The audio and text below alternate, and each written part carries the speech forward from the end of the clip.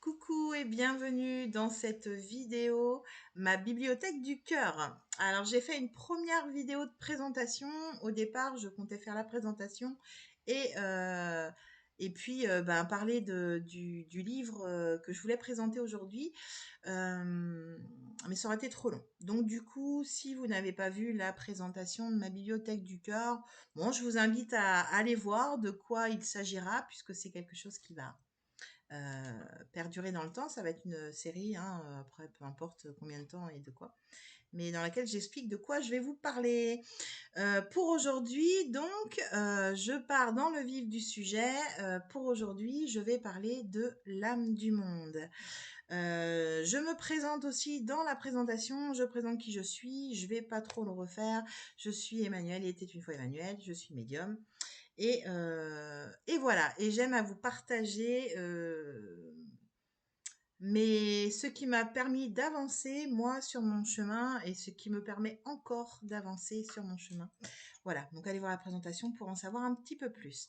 Donc la star du jour, enfin les stars du jour pour le coup, puisque je suis partie sur L'âme du monde. J'espère que vous allez bien voir. L'âme du monde de Frédéric Lenoir. Et évidemment, moi, c'était un coup de cœur il y a quelques années que je l'ai lu. Vraiment, je vais vous dire pourquoi, mais... Et du coup, depuis, il a fait L'âme du monde 2. Donc, je ne peux pas vous parler du 1 sans vous parler du 2. Sachant que je ne vais pas trop parler du 2 quand même, puisque, vous voyez, c'est juste après la fin du monde. Alors, faut pas trop en dire non plus, faut laisser le suspense.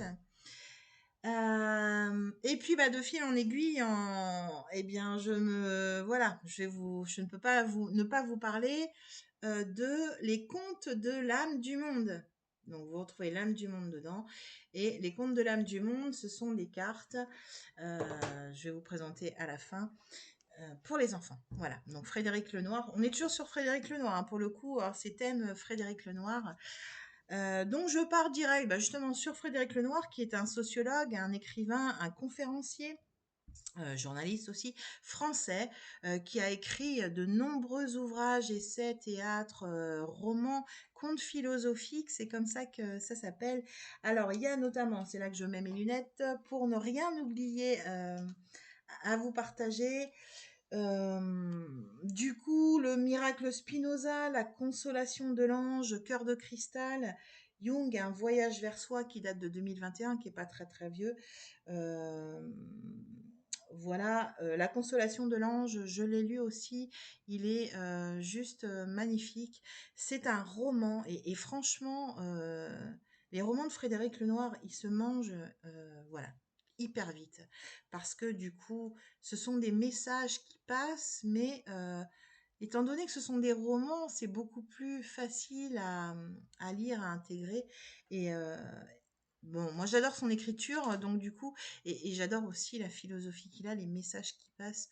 Voilà, il fait partie des artistes dont on sait qu'ils sont créateurs et qui sont connectés aussi, notamment avec l'âme du monde qui quand même parle du coup de contes de sagesse, mais qui aussi, pourtant il date de 2012, celui-là qui parle d'une fin de monde. Euh, bon, c'est assez drôle quand même, hein, enfin drôle, je sais pas si le mot drôle est très juste, mais bon, c'est plutôt d'actualité sur un changement d'humanité. Voilà, c'est un peu le thème. Sans trop vous dévoiler, alors la difficulté, c'est d'en dire un petit peu pour vous mettre l'eau à la bouche, mais de ne pas trop vous en dire non plus, parce que ça, voilà, ça reste intéressant de découvrir. Je vais quand même vous lire, du coup, l'âme du monde 1, je vais quand même vous dire, vous lire un petit peu derrière, vous expliquer vite fait de quoi ça parle. Euh, alors c'est marqué derrière: sept sages venus des quatre coins du monde se réunissent pour transmettre à deux jeunes adolescents les clés de la sagesse universelle. Une fable initiatique étincelante qui touche le cœur autant que l'intelligence. Voilà. Alors c'est vraiment un bouquin, moi, qui m'a... Quand j'en parle, je le dis toujours comme ça et bon, ça s'explique pas, hein, c'est ce que j'ai vécu moi avec ce livre-là. C'est vraiment un livre qui m'a réconciliée avec cette histoire de religion.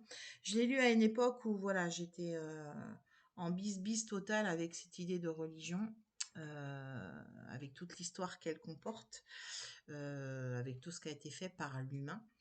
Et en fait, ce bouquin-là a été le début d'une réconciliation, justement vers ce côté spirituel, où finalement on comprend que le seul maître mot commun à toute religion, à tout courant spirituel, bah, c'est l'amour. Voilà. Vraiment, de façon très graduelle, ce livre, il amène à, à- à comprendre les courants de la vie, à comprendre euh, qu'est-ce qu'on a besoin d'entendre, de comprendre pour, pour la paix, quoi. Pour la paix, pour être en paix en soi et puis pour comprendre soi.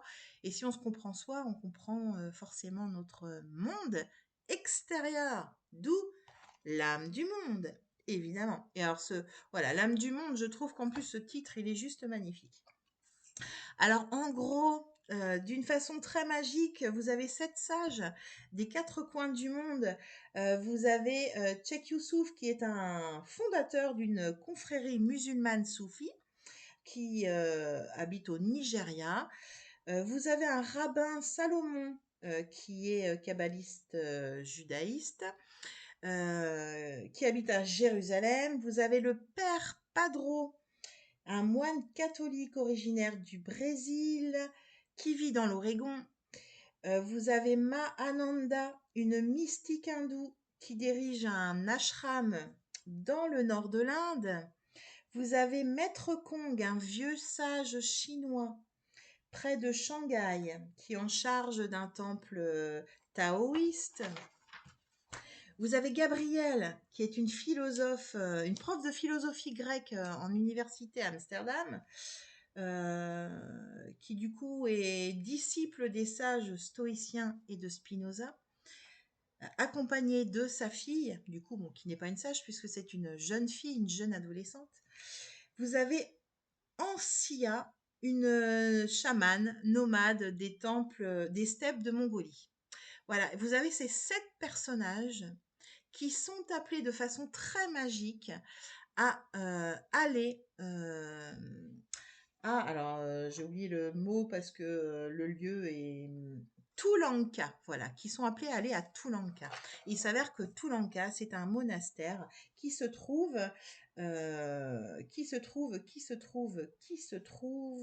donc au Tibet, un monastère bouddhique au Tibet. Voilà. Donc il y a un déplacement de ces 7 personnages de religions, de spiritualités différentes qui vont se retrouver tous ensemble dans ce monastère pour, avec en charge finalement d'aller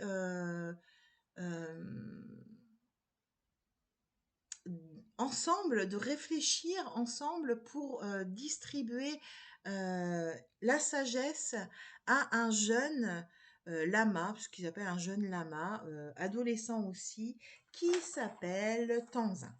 Voilà.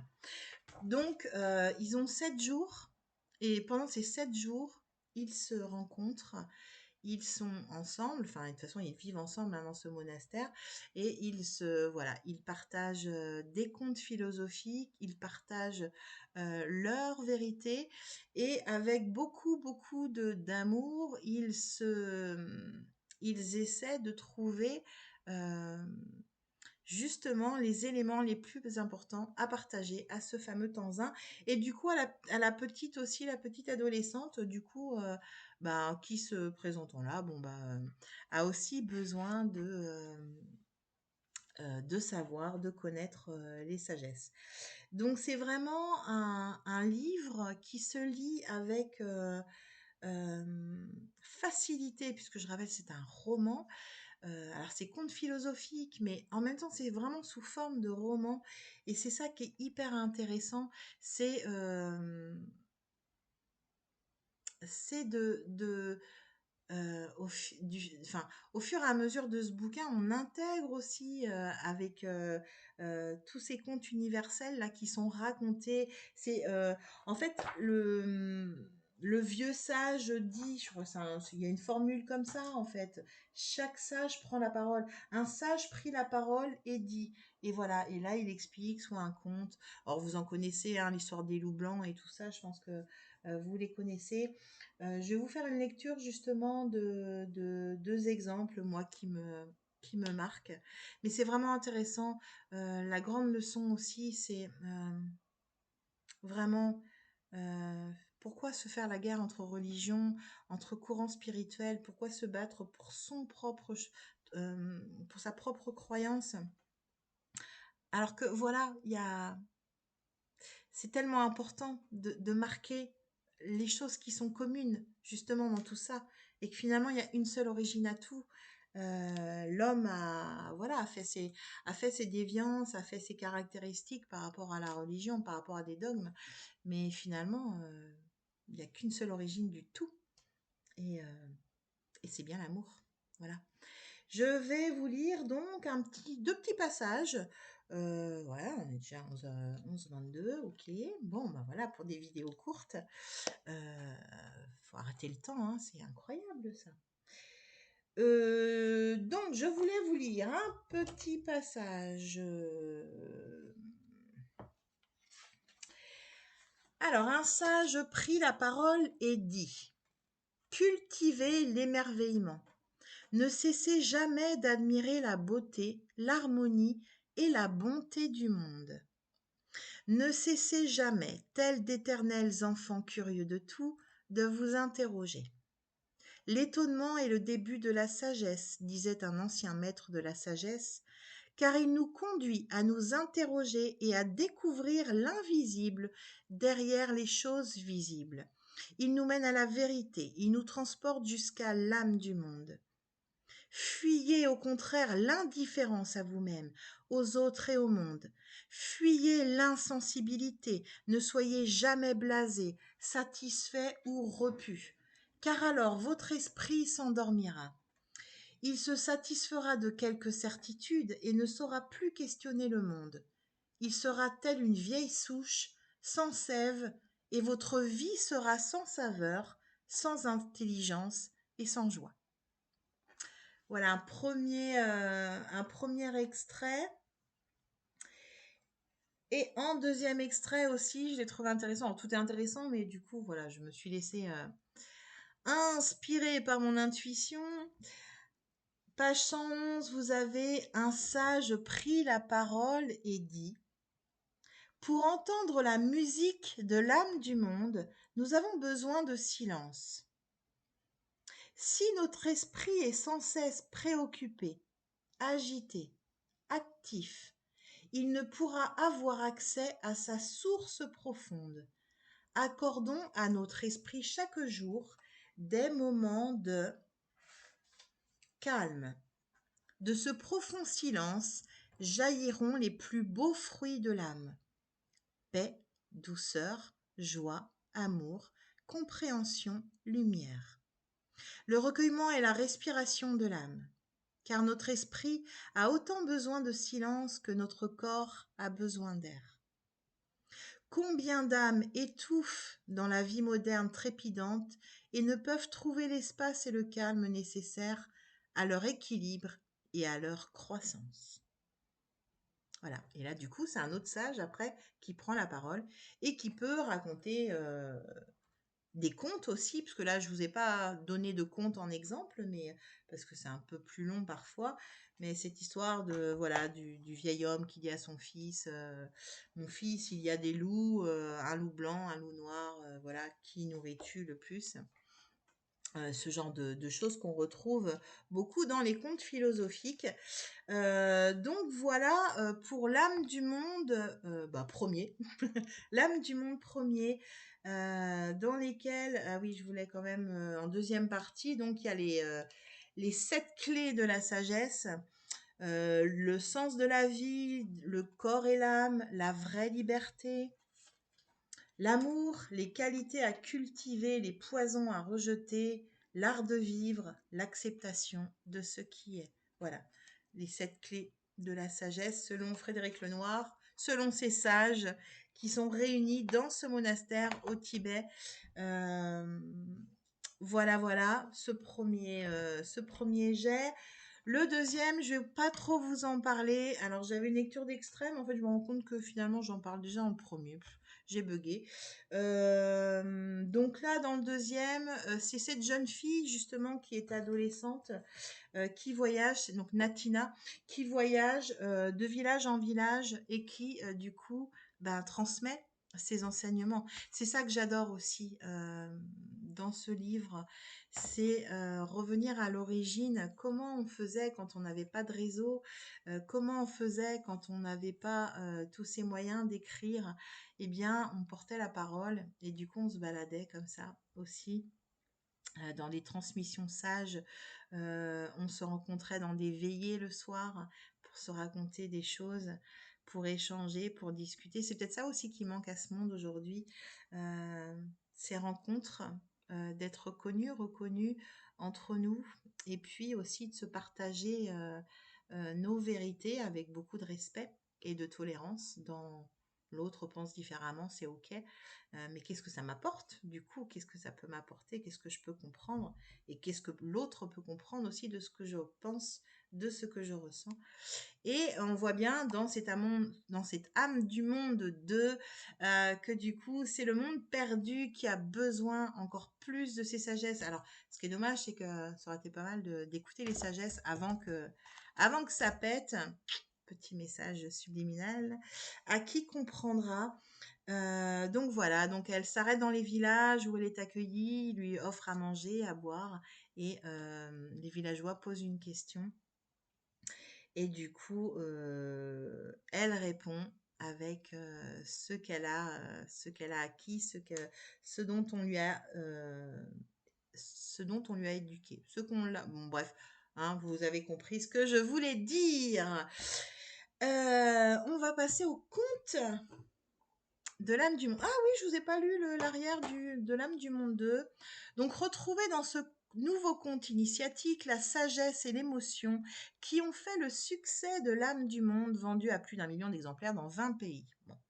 Après un cataclysme planétaire, Natina marche de village en village afin d'enseigner aux survivants ce qu'elle a appris des sages de l'ancien monde.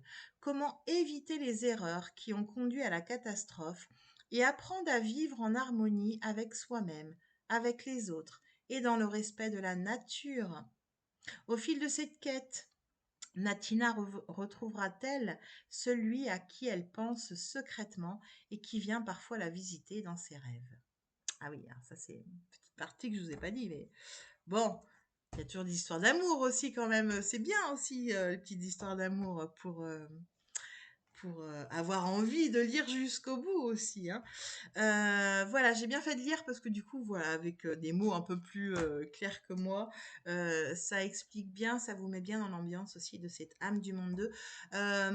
J'ai oublié de dire, ce sont des petits bouquins hein, qui valent autour de 7 euros, vraiment qui se lisent hyper vite, hyper facilement. Bon, c'est écrit un peu petit dans cette édition Pocket. Je ne sais pas si ça se fait dans d'autres éditions. Franchement, voilà. Et puis, bah, chercher les d'occasion aussi, parce que certains défis, c'est aussi d'arrêter d'acheter du neuf et puis de plutôt recycler. Voilà, prendre du recyclage. Les contes de l'âme du monde, donc toujours de Frédéric Lenoir, hein, comme je vous disais. Il a écrit au moins un bouquin pour les enfants et du coup, il a eu cette idée de faire ça. Donc, je ne vais pas vous lire l'arrière, mais il y a 22 cartes et dans chaque carte, avec chaque carte, donc il y a une... je vais vous montrer les cartes. Hop. Alors, les cartes, voilà, en gros, différentes cartes avec différentes... voilà, je vous ai montré les plus... tchou. Je vous ai montré les plus difficiles au début, les plus glauques un peu. Mais il faut de tout pour faire un monde. Voilà. Bon, ça, c'est celle de la couverture. Celle-là, elle est à l'envers. Et donc, hop, bon, je vais pas toutes les montrer parce que ça prend trop de temps et puis je vous laisse découvrir. Puis vous voyez déjà un petit peu l'ambiance hein, des cartes qui sont... ça se voit que c'est pour les enfants, c'est très simpliste et à la fois c'est très fort en images. Hein. Moi je les trouve hyper intéressantes. Il y a des couleurs, alors là, bon, à travers l'ordinateur on voit pas forcément, mais euh, ce sont des couleurs très un peu flashy et puis du coup... Ah oui, j'adore. Bah oui, je sais pas si vous avez vu le petit pouce qui sort depuis. Alors, associé à ces cartes-là, vous avez donc un compte qui est associé à cette carte-là. Donc, le principe, c'est en collectif ou tout seul. Et puis, ça marche aussi avec les adultes. Hein. Moi, je l'ai fait avec des adultes. Du coup, choisissez une carte. Et après, quand on a choisi une autre carte, on dit pourquoi on a choisi cette carte. Si, par exemple, alors j'ai un petit loulou de 4 ans qui avait choisi celle-là. Difficile, hein, cette carte-là. Pourquoi il choisit ça? Voilà. Il m'a expliqué pourquoi. Et c'était tout très juste. De la bouche d'un enfant de 4 ans. C'était très chouette. Et après, donc, il explique pourquoi il a choisi ça, qu'est-ce qui lui passe par la tête.